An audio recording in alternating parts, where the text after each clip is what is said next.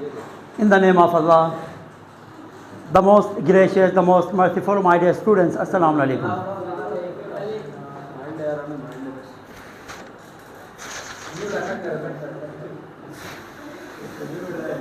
आपने सोचा ये ऊपर की तरफ यूं उठ के क्यों बैठा?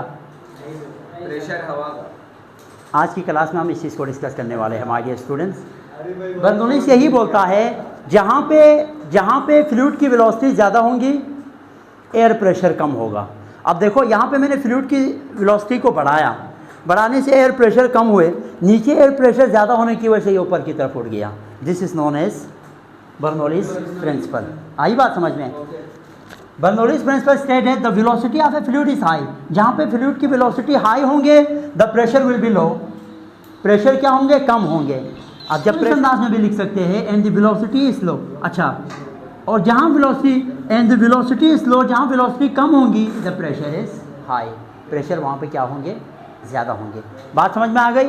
तो जहाँ पे हमारे पास फ्लूइड की वेलोसिटी ज़्यादा होंगी, प्रेशर कम, और जहाँ पे हमारे पास फ्लूइड की वेलोसिटी कम होंगी, प्रेशर ज़्यादा होंगे। This is known as Bernoulli's principle. आइए स्टूडेंट्स, अगर आप यहाँ पे देखें तो एक छोटी सी एग्जांपल यहाँ पर भी मैंने आप लोगों को समझाने की कोशिश की है कि यहाँ पे हमारे पास एरिया ज़्यादा है, ठीक है, और यहाँ पे हमारे पास एरिया कम है। दूसरे अल्फाज में यहाँ फ्लूइड की जो स्पीड है, फ्लूइड की स्पीड यहाँ पे कम है, यहाँ पे फ्लूइड की स्पीड क्या है?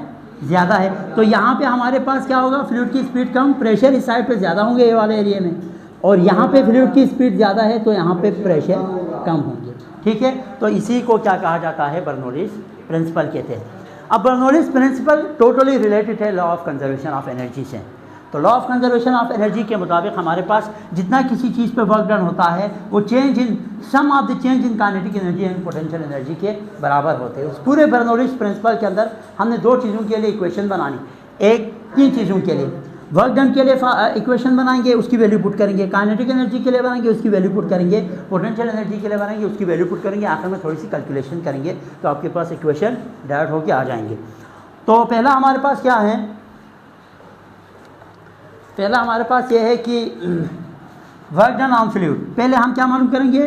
W मालूम करेंगे, इस इक्वेशन के अंदर ही पुट करने हैं। तो वर्क डन ऑन फ्लूइड देखिए, according to definition of work done, ये तो हम पहले से पढ़ते हुए आ रहे हैं कि work done can be defined as product of force and displacement. तो अब यहाँ पे अगर आप इसे को कंसीडर करें, जहाँ पे ये हमने फ्लूइड कंसीडर किया और इसका जो है ना एक थोड़ा सा पोर्शन जिसको हमने एलिमेंट का नाम देते हैं, ठीक है, इसी वजह से इसका मास डेल्टा एम होता है। इसका मास क्या होता है?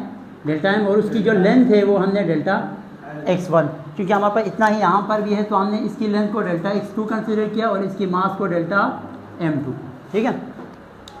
मास तो सेम रहेगा आप, ठीक है, डेल्टा m ये रखिए इसको, क्योंकि मास के अंदर यही एलिमेंट, यहाँ पे थोड़ा सा इसकी लेंथ कम है, डायमीटर इसका ज़्यादा है, वे इसकी जो है ना सेम होंगे, मतलब जितना यहाँ पे होगा उतना ही उधर होगा।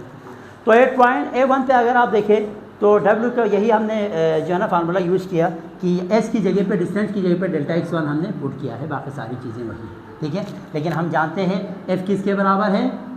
FPA के बराबर है, तो हमने P1 और A1 के लिए बाकी सारी चीज़ें एग्जैक्ट से नहीं समझने वाली कोई बात नहीं है। इसी तरह दूसरे पॉइंट पे देखें,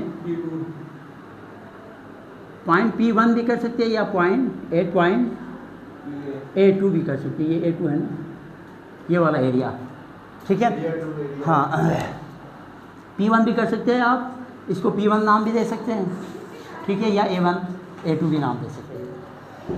तो इस पॉइंट पे अगर आप देखें तो क्या होगा? W2 = F2 डेल्टा x2, इस पॉइंट की बात हो रही है, ठीक है। डेल्टा x2 वर्क डन जो इस पर होगा वो W2 होगा, और यह हमारे पास फोर्स जो है ना F2 के बराबर होंगे। दोबारा से F = PA है तो P2 और A2 F की जगह पे हमने पुट कर दी, तो मसला नहीं है।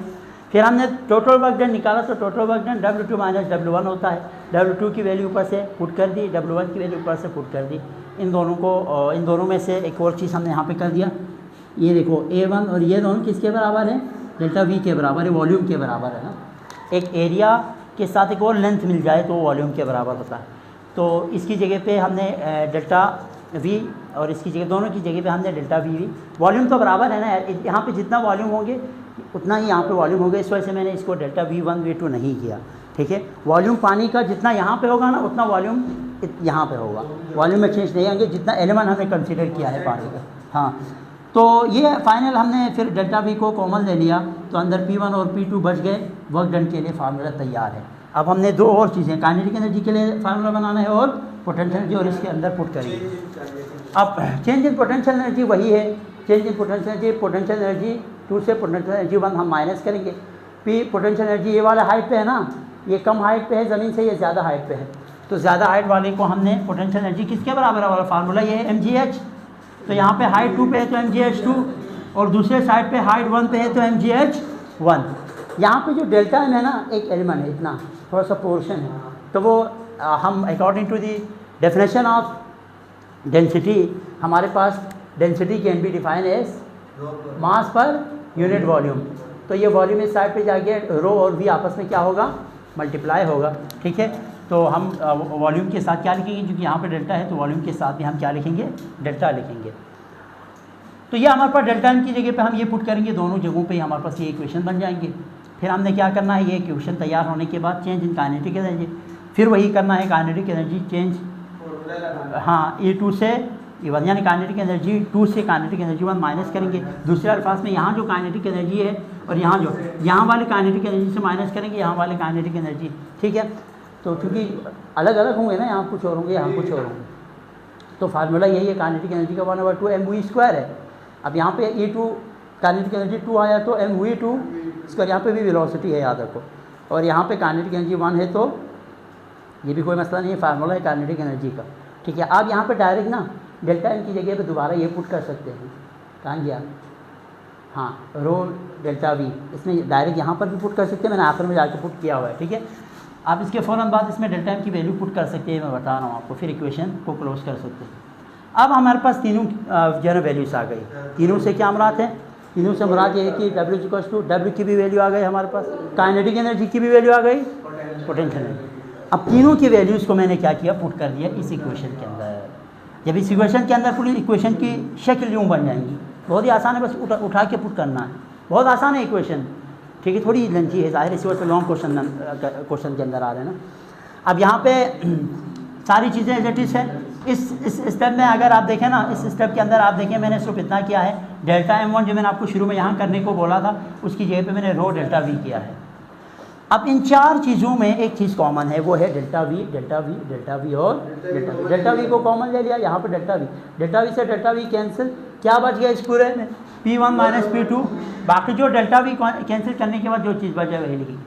सर यहाँ पे क्या किया, यहाँ पे किया कुछ इतना है, 1 वालों को अलग किया, 1 वालों को इक्वेशन के इस साइड पर रखा है, 2 वालों को इक्वेशन के इस साइड पर, यानी P1, फिर इसमें से मैंने देखा, ये देखो 1/2 रो V1 इस साइड पे लेके आएंगे तो ये माइनस में था, किस साइड पे चला गया, प्लस ये इक्वेशन है ना बीच में, हाँ अरेंज किया है दूसरे अल्फाज में, रीअरेंज। इसी तरह ये 1 वाले हैं ना, 1 ये भी 1 वाले यहाँ माइनस में था, दूसरे साइड पे लेके आएंगे तो इक्वेशन से प्लस में। ये इक्वेशन बहुत बड़ी अहमियत की हामिल है भाई, इसके आगे पीछे लेके जाएंगे ना साइंस पे बहुत फ़र्क पड़ता है। अच्छा जी, अब ये हो गया। देखो आपको याद है P1 V1 = P2 V2, ये किसका लॉ है, बॉयल्स लॉ। बॉयल्स लॉ के मुताबिक जब वहाँ पर ये कंडीशन आ जाती थी ना, हम क्या करते थे, सब्सक्रिप्ट हटाते PV = कांस्टेंट करते थे, बॉयल्स लॉ। हाँ, इसी तरह हमने क्या किया, यहाँ पे सब्सक्रिप्ट हटा के, ये देखो 1 2, जब 1 और 2 दोनों इक्वल आ जाए ना, आप क्या कर सकते हैं, सब्सक्रिप्ट हटा के दोनों से सिर्फ आपने P लिखना है, 1/2 रो V² प्लस रो GH, ये L नहीं है, रो है, याद रखो, रो डेंसिटी को शो कर रहे हो, इसको डायरेक्ट कांस्टेंट के बराबर हमने कर दिया, याद है बात समझ में। फिर एक और आपने यहाँ तक प्रूफ करना है, वैसा वाला पेपर में आपने कहाँ तक प्रूफ करना है, यहाँ तक या यहाँ तक, बस मैक्सिमम आप यहाँ तक प्रूफ करें।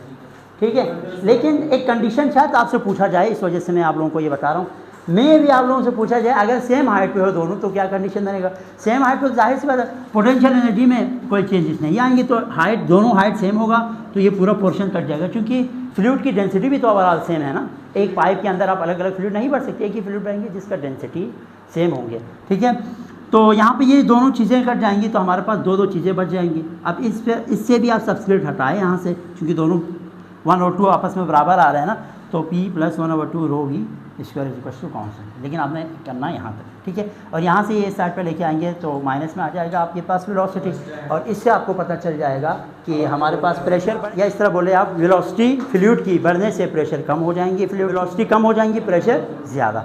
तो ये है आपके पास क्या बर्नौलीज़ प्रिंसिपल, वमा अलैना इल्लल बलागुल मुबीन।